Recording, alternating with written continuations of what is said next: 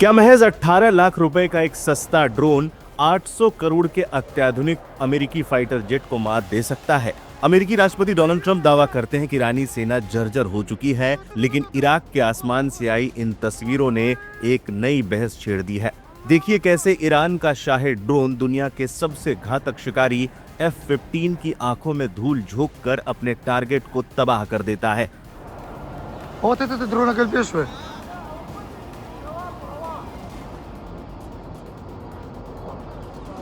Вот это дрона Ка.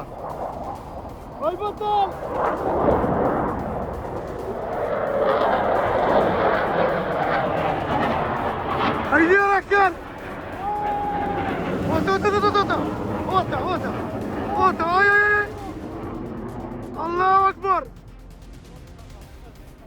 Viral footage उत्तरी Iraq के ऊपर का है। यहाँ अमेरिकी वायुसेना का F-15 स्ट्राइक ईगल बहुत कम ऊंचाई पर उड़ रहे एक ईरानी शाहिद ड्रोन का पीछा कर रहा है।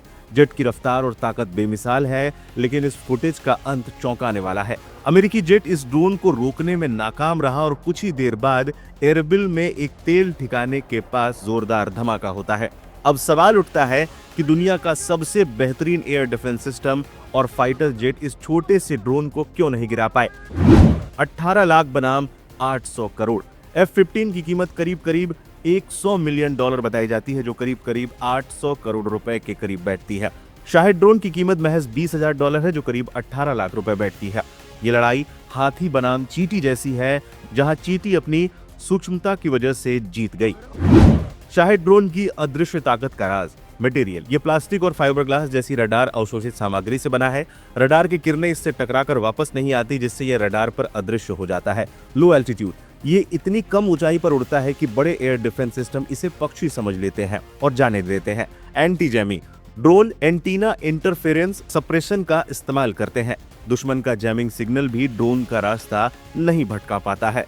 ब्रिटेन के RUSI के शोधकर्ता थॉमस विनिंगटन बताते हैं कि यह ड्रोन टेक ऑफ के वक्त GPS से कनेक्ट होता है, लेकिन फिर अपने रिसीवर को बंद कर देता है। इससे इन्हें ट्रैक करना लगभग नामुमकिन हो जाता है। यही वजह है कि यूक्रेन के खिलाफ युद्ध में भी रूस इन्हीं शाहिद शैली के ड्रोनों का इस्तेमाल कर तबाही मचा रहा है। ट्रंप भले ही ईरानी सेना को कमजोर बता रहे हो, लेकिन इराक की ये तस्वीरें बताती है कि आधुनिक युद्ध अब महंगे जहाजों से नहीं, बल्कि सस्ते और स्मार्ट ड्रोनों से लड़ा जा रहा है। 800 करोड़ का फाइटर जेट देखता रह गया और 18 लाख के ड्रोन ने अपना काम तमाम कर दिया।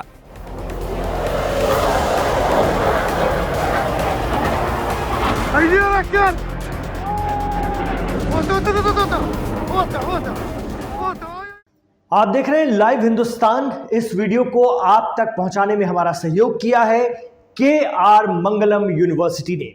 वीडियो में आगे बढ़ते हैं और एक बहुत अहम बात की तरफ आपका ध्यान आकर्षित करना चाहते हैं, और वो ये है कि अगर 33वें दिन भी इस जंग में ईरान डटा हुआ है, मौजूद है दो बड़ी शक्तियों के सामने, जिसमें तो एक महाशक्ति है अमेरिका और दूसरा इजराइल, तो वो है उसके मारक और बेहद सस्ते हथियार। वो कौन कौन से हथियार हैं जिनके चलते ईरान ने इस जंग में एक तरह की बढ़त बनाकर रखी है? अगर बढ़त आप नहीं मानते तो कम से कम टिका हुआ है, इसके बारे में बताएंगे मेरे सहयोगी दिव्यांशु। बिल्कुल, क्योंकि 34वां आज मेरे ख्याल से दिन होगा जी। उसके बावजूद आज तक ईरान न तो अपने हमले रोक रहा है और ना ही एक तरीके से मिसाइल या फिर ड्रोन, वो हमले नहीं रुक रहे हैं, ना ही उसकी तरफ से जो जवाबी प्रतिक्रिया है वो भी रोकी जा रही है।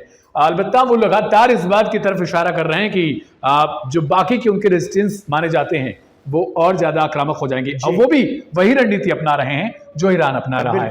तो हम आज इस वीडियो में ये जानने की कोशिश करेंगे कि आखिर कौन कौन सी वो मिसाइलें बेहद सस्ती, वो ड्रोन, ऐसी मिसाइलें और ऐसी तकनीकी जो इनके एयर डिफेंस सिस्टम को लेकर, इनके रडार, इन सब चीजों को चकमा देते हुए या तो रडार पर ही गिर जाते थे वो ड्रोन, या फिर उनको नष्ट करके या फिर उनको अचंभित करके अपने लक्ष्य पर पहुंचकर सटीक हमला करते रहे हैं। तो सबसे पहले तीन ये आपके स्क्रीन पर ये तीनों मिसाइल आप देखिए किस तरीके से ईरान की घातक मिसाइलें।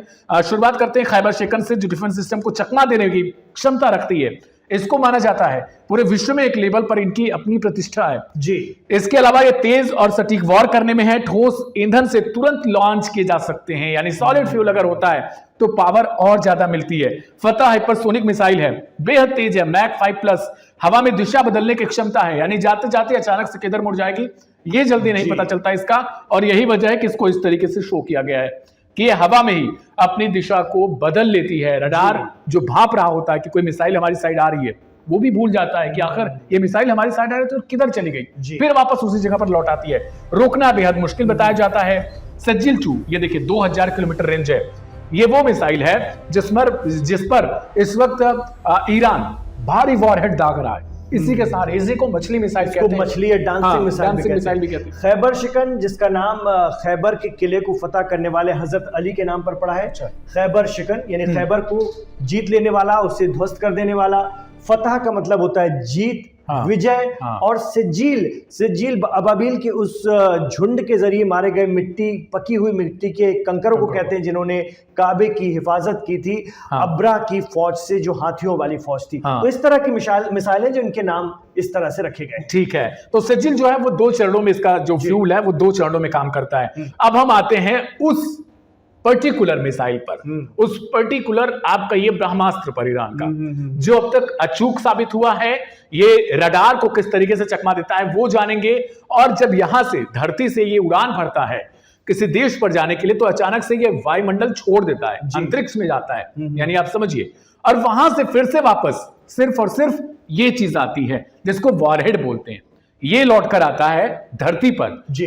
रडार बेसिकली इस तरीके से काम करता है। मान लीजिए यहां पर अगर रडार है किसी दूसरी कंट्री पर और मिसाइल यहां से दागी जा रही है, तो जैसे ही मिसाइल यहां पर लॉन्च होती है, किसी रडार की क्षमता, जैसे कतर में जो अमेरिका का रडार था वो 5000 किलोमीटर दूर तक निगरानी करता था जी। यानी अगर 5000 किलोमीटर दूर से भी कोई मिसाइल लॉन्च की जाती तो वो रडार भाप जाता, वो इंफॉर्मेशन भेजता कि कोई मिसाइल लॉन्च की गई है, और वो कंटिन्यू इस बात के लिए संपर्क बनाकर रखता वायुमंडल में कि आखिर ये मिसाइल जा किधर रही है। तो यही होता है, जब ये मिसाइल लॉन्च की जाती है तो रडार पकड़ने की कोशिश करता है अपने देश को कि मतलब हमारे देश में तो कोई आंच नहीं आ रही है। जब उसे पता चलता है कि मिसाइल हमारे साइड आ रही है, तब वो एयर डिफेंस को सूचना भेजता है, वो इंफॉर्मेशन देता है कि देखो तुम्हारे साइड कोई चीज आ रही है, तैयार हो जाओ। और ये क्या करती है मिसाइल बकायदा, ये नए तकनीकी एडवांस तकनीक पर है कि ये यहां से उड़ेगी, वायुमंडल छोड़ देगी, अंतरिक्ष में पहुंचेगी, और वहां के बाद तब तक रडार अपने आप को संतुष्ट कर लेता है कि अच्छा हमारे साइड कुछ नहीं आ रहा है, ये कहीं और जा रहा है। अच्छा, ठीक है।